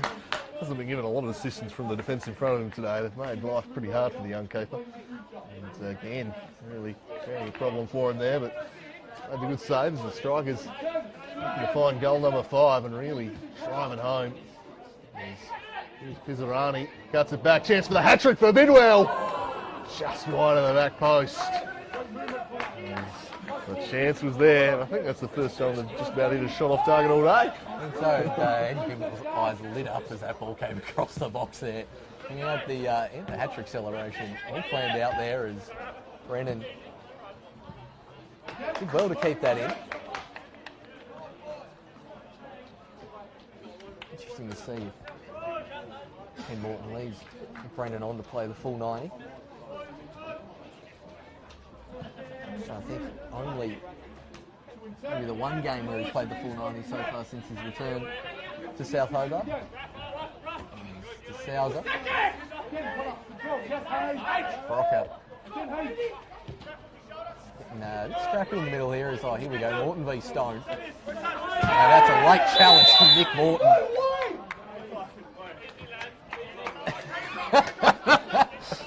Gives him a round of applause, but I'll be honest, there was about 3 seconds between him passing the ball and you challenging him, Nick, so that's a slice of cheese. Just now for the Warthog.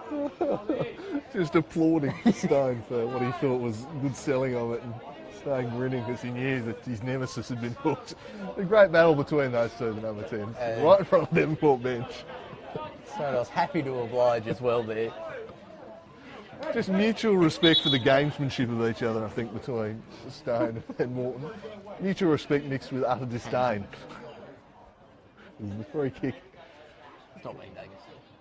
Will eventually be taken here. Stardust just having a word with the South Hobart bench. Perhaps a few chirps coming from that direction. Quite getting in the same gamesmanship vibe, potentially. No, perhaps not. As Reynolds. Casper seemed to encroach on that a little, but tremendous leap from him. Might have a future as a long jumper as well as a footballer. As Lardy tried to deal with it, but only made almost a chance for Sison. Reynolds again picking it off. He's been superb today, Raphael Reynolds. So many interceptions from him. Toby Havainen. Wide for Brennan. Brennan will get a second crack at it. Slides inside and threads it through. Morton keeps his feet. Great chance here for Nick Morton to pull one back. And he does. It's probably going to be a little more than a consolation goal. Their players warranted a goal or two today, South Hobart. And finally, Pitchford is beaten. 4-1 the score, and the Warthog perhaps just having the last laugh with Stone after that duel moments earlier, but it'll be Stone laughing even louder come full time. Celebration more of relief there from Morton, just letting out a big sigh there at the end. He's finally happy for his son to get one on the score sheet with him getting on it. They've talked pretty well here, South Hobart, and as you mentioned, shot count is pretty similar. Reynolds leaves Park a bit of a challenge. Mulroney climbing over the top. Brennan not getting a free kick on that occasion. Good to see the Warthog get on the score sheet. I don't think it's quite where Toby Havainen intended that pass on goal. Dennehy. Now Havainen. Brennan peeling off the shoulder of Park. Looks for the run of Hallam. Twos is making a good run towards the near post, but again, the crossing from down this left-hand side so far this afternoon from South hasn't been the best. No. Just not been able to pick out the teammates in the middle, apart from that one that Morton put on the head of Brennan. Pitchford pulled out the heroics there. Going to be a little bit filthy not to walk out of the clean sheet here today, Pitchy. He's been outstanding in the striker's net. 4-1 the score, as it was last year, and the breast cancer awareness game up at Valley Road. So, once again, goals between their sides, and once again, all coming to the team in yellow. Here's Joel Stone, the shake free, and he looks to buy a free kick of his own. Didn't succeed in doing so, got up one again, and he bid well. Looks for Dennehy. He'll track this one down, Brodie Dennehy. Throws in a couple of step overs. Couldn't find Pizzarani. And Kemp, lovely little ball to Brennan and Morton. Allen wanted the early release. Wasn't forthcoming, instead went looking for twos, and that was broken up by Charles Bidwell. Whilst our home game, Devonport would be a little disappointed they didn't have any goals for donations on this game like last year's up at Valley Road. And the wonderful cause and their pink round they have up there every year. Wonderful what they do up there at Valley Road, but yeah, lucky everyone didn't make a donation, make some goals in this game. Yeah, I'm glad it went to a good cause last year, because it was a sizable donation I ended up making off the back of that game. As Foley swings this one in, broke it up in the middle, might fall for Hallam, but Raph Reynolds once again was there. Sison and Bidwell turns and tries to get in behind Toby Havainen, and Eddie Bidwell has been superb today. Cuts inside onto his right foot again, but working back really hard was Sam Twos. He was short of stature but fleet of foot, and he played it to Foley, who has not had such a good day, and that one's straight out of play. Taking the throw in quickly. Alum, again Mulroney. He's coming in to intercept, Foley under no real pressure at all. Gets it to DeSalza, who's up in the white boots out there. I'm big on the fashion statement, not sure on the practicality given the state of Tasmania's football pitches with that look. And I reckon there'll be a similar colour to the black ones that Larby's currently wearing relatively soon. Kibler looking forward towards Brennan. Gets in front of Reynolds with a lovely first touch. Momentum just took him into Mulroney there. Didn't exactly get out of the way. It's the Devonport defence for you, though, isn't it? It was a great first touch from Brennan to take him back inside. But there was the second man in coverage. They just work for each other so well. Such a well-drilled team, this Strikers outfit. And that's why they're sitting very nicely positioned for a three-peat and what would be 4 titles in 5 years. And really, there has been a changing of the guard in Tasmanian football in that last 5 years. The first part of the last decade was all South Hobart dominating. Now it's firmly Devonport who are the power club winning the titles. And perhaps the 4-1 last year and 4-1 currently here, just emblematic of that a little bit, even though South did get over them in that cup decider last year. Just really appreciating the veracity of the appeals for that down there, and Stone winning out in his little game of mind games against the opposition there. So Stone slightly getting one back. He's a ball from Bidwell as to nobody in particular. Brandon can't quite stretch and get that one, but no, I'd have to agree. We did our Andrew, it really is Devonport's time, and whenever we go into a season or a cup competition, they are the side to beat. That was South Hobart, and they went on that frankly ridiculous run at the start of the decade, pre statewide league being introduced, of like 60 games undefeated. And then one thing the state league's done, they haven't quite been able to run away with it. The judge still grabs Stone back there, Foley and the rest of them. Obviously the 4 in 5 years, the one side winning that wasn't South Hobart, it was Olympia in 2016, so it's a bit of a drought, no? No, you got that one wrong. Did they win the cup? Yeah, they did win the cup that year. Cup that year. Devonport won in cup 2016. 2017 was South Hobart. 2015 was Olympia in the league. But Strikers have won 16 and now could win 17, but they've gone 18-19 and sitting pretty on top in 20. Yeah, 7 points clear, albeit temporarily. Potentially temporarily anyway. Should Knights win over Clarence Zebras this afternoon. Syson's ball looking for Parker, who's again popped up on central striker. Reed just gets that one out. Now Syson, there's Dennehy up ahead, he'll go himself to Syson, running against Foley. Concedes the corner with the South Hobart striker, and I reckon Devonport's defenders and Tall Timber will take their sweet time in trotting up for this one, I think. Yeah, I can't think there'll be any great rush. Despite Twos' want to put the ball right on the spot for Stone, I guarantee he's going to move it anyway. I mean, that's not even a trot, I don't think, from Stone. Meanders. Like a giant boulder than a stone moving over there. Still bringing plenty forward, the Strikers. Just the 2 defenders back, looking for that 5th goal. And Stone was centrally. Reed just about got something on that. It was Bidwell. That's it, run out for another corner. I reckon Stone's just going to have to roll himself all the way over there as well. Bob Dylan might have something to say about that. Let's see if I can find goal number 5. Charles Stone, his set piece is really setting up this win in that first half. Some supreme delivery, unlocking the host's defence.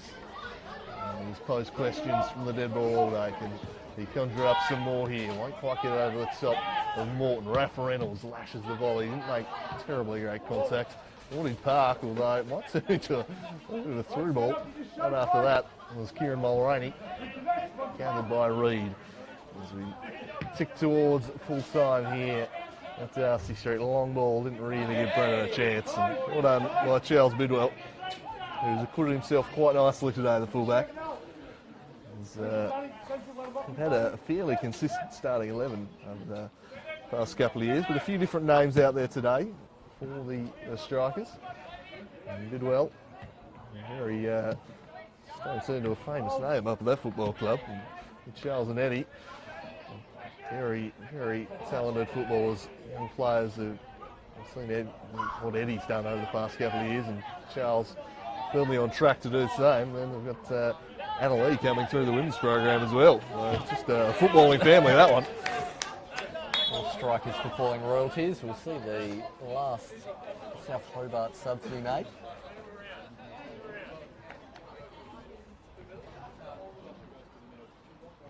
No great movement in anyone coming off the field. It's actually Casper Hallam right on the far side that's coming off.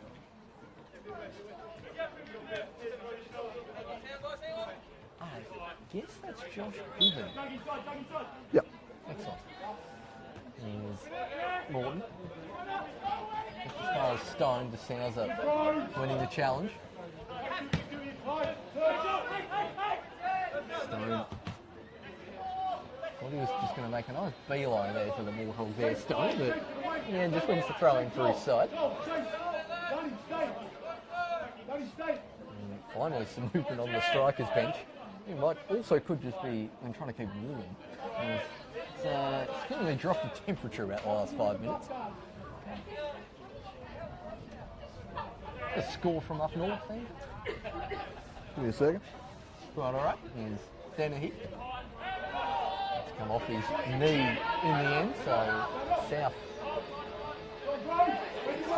Still 2-1 Olympia, 15 minutes to go in that one. The skill there from Foley to turn away from trouble. Again, doing the same trick, Declan Foley. And to Souser, time to pick a pass. Ample room on the far side, but Eddie Bidwell charges that one now. Continuing to be full of running, Eddie Bidwell. Really does. Run until he drops away. Here's Brennan in good pocket of space. Time to run into, maybe just a tad too high for Morton. We wanted that one a bit more to his feet rather than hip height. Pitchford with the drop kick. Left on from Dennehy, but no one further forward. We've seen a real widening of the gap in midfield here at the moment. It's been a relatively compact game. Dennehy's about 6 yards offside. I suppose he didn't leave that and let Sison at least have a dig at it. Fairly straightforward call, that one. Certainly, if you wanted insight into the high standards the strikers are still setting, set up a microphone down near Chris Gallo, who's still barking out the instructions on the touchline. They will not relent till the end of the 90. Till the final whistle goes, they're going to keep working, keep pushing. It's just the way they're drilled, and that's probably a big part of the reason why they've had so much success in recent years. The standards they set for themselves, very, very high. Harvey launches this one. Park heads it back centrally. Pitchford called for it, but Bidwell just rather tamely cleared it. His brother comes across to whisk it away, and Dennehy unable to quite bring that one down. Tick towards full time. Another brilliant Devonport strikers performance. As they remain unbeaten this season. Just the one slip up down at the Den. Kimbrough holding him to a 1-1 draw. Late Barnard equaliser that day, but left on the bench today. Barnard hasn't quite been the avenue to goal he was last season, but they've found other ways. And the likes of Connor Park bobbing up multiple times this season, adding that string to his bow. Andy Brennan, here's a chance for Brennan. He'll slide it across for twos. Pitchford again. Another good save. It wasn't the sweetest of strikes from twos, just lacked a little bit of conviction. Once again, Pitchford keeping it out. He's made half a dozen pretty good saves today. That's at least two in this half alone they've had from the exact same spot, South Hobart, and they put it in the exact same area. Pitchford comfortably able to just save that one with the right leg. Didn't have to work too hard for that. I was surprised Brennan just didn't take the shot on himself as that Oh, shanked clearance falls nearly kindly. Full south. It was Kibler getting himself up top. It was Sison. Bidwell wanted to go on a charge. He might get an opportunity now if Sison can find him. He doesn't on this occasion. It's one of the first few miscues we've seen from Mulroney today. Yeah, one misplaced pass at the back, but apart from that, he and Reynolds have been fairly rock-like back there. 4 goals conceded this season. It'll be 8 games, so half a goal a game, not a bad rate. There's Brennan sliding it through for Twos. Twos will want to turn on to the right. He does just that again. Raph Reynolds charges it down. Brennan.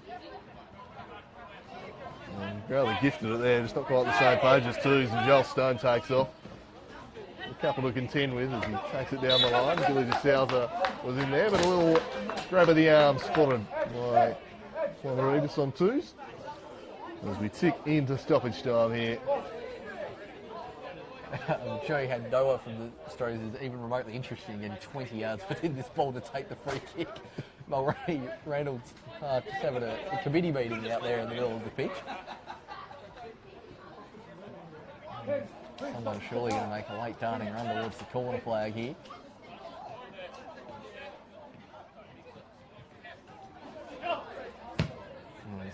Off the ball. Reed comes out and claims right on top of the head. Sison. It's been pretty comprehensive display in front of goal for the Strikers. Really made the most of every opportunity. They're still pressing high up. This late on as Bidwell is probably going to get there in front of Foley, but first touch wasn't to his liking, and I did hear a clip off Bidwell, and it will be South's throw. I think just their press and their enthusiasm, particularly in closing down these South Hobart Strikers, has been where it's allowed them to push forward, get these counter-attacking options, and then be ruthless in front of goal. Yeah, the one where I reckon the XG for both teams will be pretty similar at the end of the day. There's a model for that. South have underperformed, they've made Devonport slightly over, but that's what they do. When you consistently outperform it, it probably suggests you're a good team. As Reynolds makes life a little bit tough for Pitchford, but he's off his line to clear that one away, and a late sub in the offing here for a token run out for the final few seconds. Same Geordie, so I'm not sure that's Jordan Payne coming on. Yeah, I'd have to think so. So Jordan Payne will come on for Brody Dennehy, so he might get a few seconds, might get one attack to try and leave his mark on this contest. But, get the run out as Dennehy's day comes to an end. Another hard-working display. All right, the industrious front man. He's played slightly more centrally there. Bidwell challenging from behind and does really well too. Much to the frustration of Kobe Kemp. One of your frustrated figures in the South Hobart camp. It's not been their day. It has been Devonport's day, all right. And there'll be 7 points clear on top. In a matter of seconds, it's over to the Glenorchy Knights. That one coming up for you at 4:30, and they take on the Clarence Zebras. They need to win it. Just with 6 games to go, that 7-point gap. Winning is significant. They need to close it to 4. As that one's belted over the fence by Mulroney. 93 minutes gone. Final whistle imminent. And Devonport once again getting the job done. A big day here at Darcy Street. Brennan bending it in. It's a good ball for Morton. And he puts it wide of the mark. And that'll end the game. It's 4-1 victory for Devonport. A giant stride towards a three-peat for the boys from the Portress. They've been brilliant once again.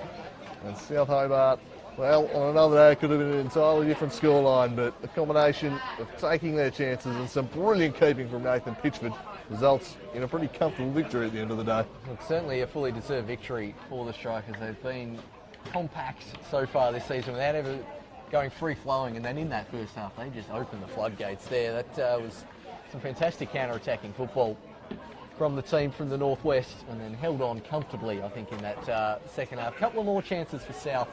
Their shooting accuracy certainly not the greatest it's ever been here for the team from Darcy Street, and that really proved to be the difference here this afternoon. Devonport going 7 points clear on top of the table, and it's going to be all to do for everyone else to catch up, I think. Absolutely. Hope you've enjoyed the coverage of this one from Darcy Street. We'll be back calling the big game tomorrow in the Women's Super League. Speaking of the big matches, once again, the Clarence Zebras and Olympia Warriors are set to duke it out. We'll have that one live for you, and of course, 2 live streams, the basic ones, but the feeds will be there if you want to tune in for Milky Knights, Clarence Zebras on Cesson City Kingborough Lions. They're kicking off in around about half an hour's time, and a big match over at Wentworth Park now. The Milky Knights desperately need 3 points, because as it stands, the Strikers are 7 points clear on top. From Darcy Street, it's bye for now.